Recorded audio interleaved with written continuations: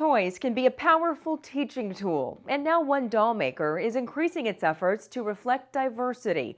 We want to introduce you to one of the first biracial American Girl dolls and the woman who inspired her backstory. Renee Marsh has more. I like her eyes and her freckles and her hair. Misha's an 8-year-old from Wisconsin who loves playing with dolls. Show me your doll. Especially this doll, Yvette. It's one of the first biracial American Girl dolls on the market. I asked Misha about when she does go to a normal store, what is the majority of the dolls that she sees versus Yvette, and just kind of explaining to her that it's new now that a lot of the brands that she enjoys are now having a wider range of dolls that look like everyone. It's representation that Misha's mother, Dion, didn't have when she was a kid growing up in the Midwest. You didn't see dolls with brown skin, you didn't see a lot of curly hair dolls. They all were kind of the typical blondes or brown hair.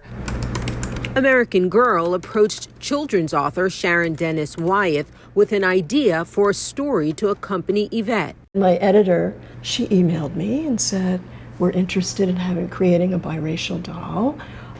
She will be an environmentalist. Wyeth grew up in an interracial family in the Anacostia neighborhood of Washington, D.C. I wanted to incorporate the theme of racial identity because for me that was something I had been exploring, I think unconsciously, almost from the time I was able to talk. For over 3 decades, Wyeth made it her mission to feature children of color in her stories. I think all children should be able to read books where they can see themselves reflected in some way in the book. And the same with toys, the same with dolls, with somebody like Yvette. She hopes her books provide a safe space for otherwise difficult conversations. It's a medium for sharing things that trouble us.